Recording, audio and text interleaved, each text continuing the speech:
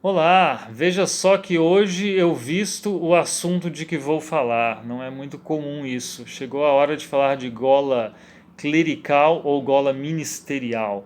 Eu tenho preferido usar a expressão ministerial porque clero, de onde vem clerical, obviamente, no português tem essa ideia muito ligada a uma classe diferente, como se fosse um grupo com status à parte, né? Eu me transformei, me passei a ser parte de um grupo seleto.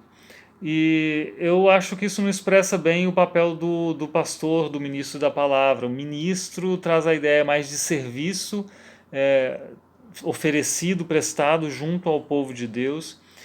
Me parece mais proveitoso. Mas usemos as duas expressões, já que elas são correntes, clerical até mais comum. Primeiro, assim, eu acho que já passamos do tempo em que se pensava que isso é uma veste da Igreja Católica exclusivamente, né? Algumas pessoas dizem parece roupa de padre.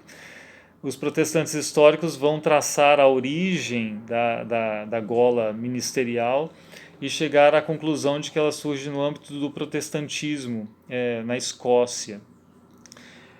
De qualquer forma, mesmo se ela tivesse surgido nessa forma que a temos hoje, no âmbito da Igreja Católica Romana, eu acho que não seria um problema. Nós aproveitamos muitas coisas da Igreja Católica Romana, não só de antes da Reforma, mas também de que surgidas após a Reforma. E é claro, quando um costume sai de um corpo eclesiástico e é usado em outro, há uma adaptação. Isso sim, mas não há grandes problemas.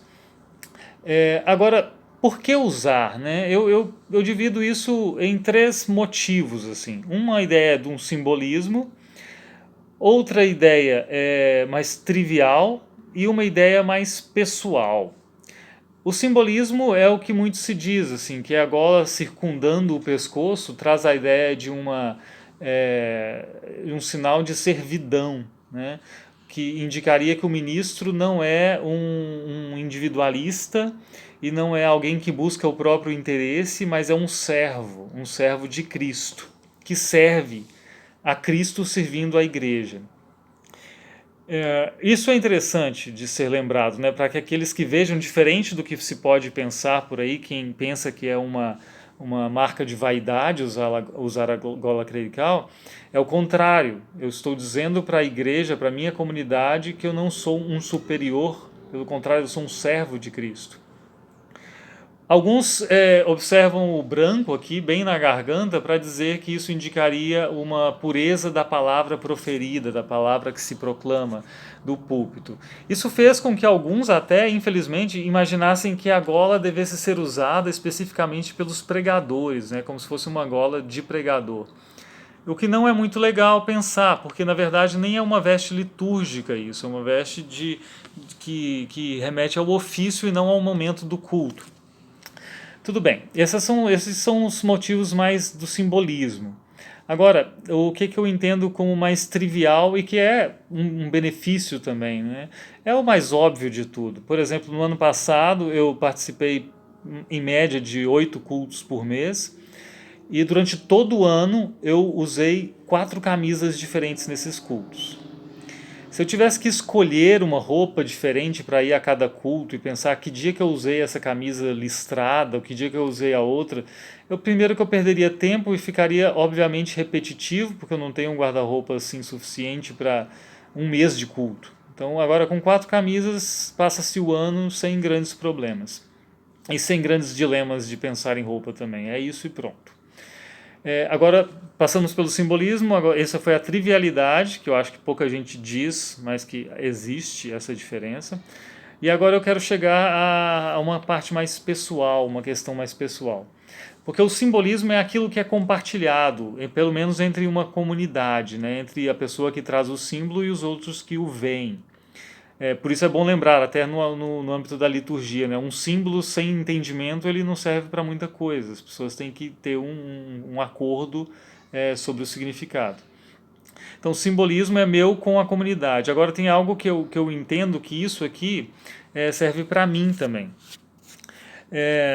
Que quando eu uso a clerical, eu digo para mim mesmo, e eu lembro, porque se você sente que está usando a clerical, eu estou dizendo e me lembrando o tempo todo. Aqui, a partir do momento que eu estou vestindo isso, eu estou em um ofício específico e eu não sou livre para dizer o que eu quero. Eu não tenho uma liberdade para expor as minhas viagens interiores para a comunidade, porque aqui eu tenho uma responsabilidade a mais. Aqui a palavra de Deus é que tem que chegar até as pessoas.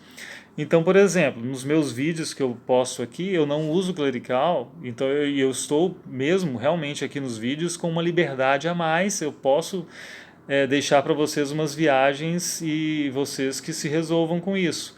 Quando eu estou no âmbito da igreja, eu estou dizendo aqui, não, César, calma, porque essas viagens da sua cabeça não cabem nesse momento. Aqui é palavra de Deus com toda a responsabilidade e cuidado que é preciso ter.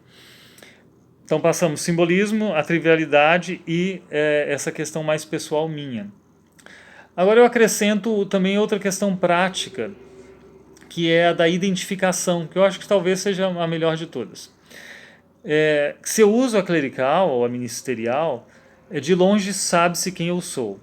Se eu vou abrir a porta da igreja no domingo de manhã e a igreja em que eu sirvo está no centro da cidade, eventualmente passa uma pessoa que esteve a noite toda na rua, está meio perdida e confusa na cabeça com suas questões existenciais, e ela vê ali, olha, ali tem um cara que é o ministro da palavra, eu posso ir lá falar com ele, ele não vai me recusar porque eu estou com a roupa fedendo, ele não vai me recusar porque eu estou estranho, ele vai me escutar, e ele pode ter algo para me dizer.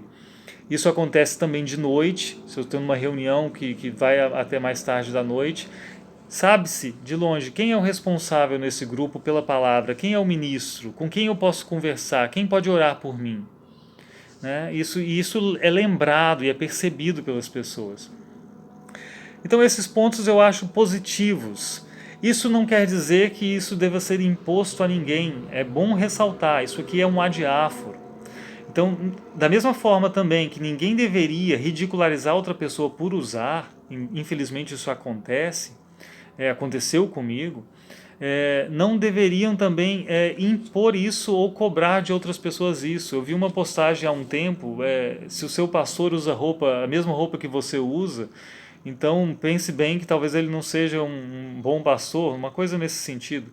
E isso é absurdo, do ponto de vista luterano isso é absurdo. Nós precisamos respeitar as diferenças entre as comunidades nesse sentido, porque isso aqui não é uma marca da igreja e não é uma marca necessária do ministério. Né? O que tem que se exigir do pastor é uma fidelidade à palavra de Deus, no caso das igrejas luteranas, uma fidelidade às confissões luteranas. Bom, então é isso que eu queria dizer. Para mim é importante, para mim é benéfico, mas sempre lembrando que é adiáforo. O que não torna menos importante pensar sobre isso e talvez chegar a conclusões em comum. Até aqui, acho que é o suficiente. O que você pensa? Um grande abraço.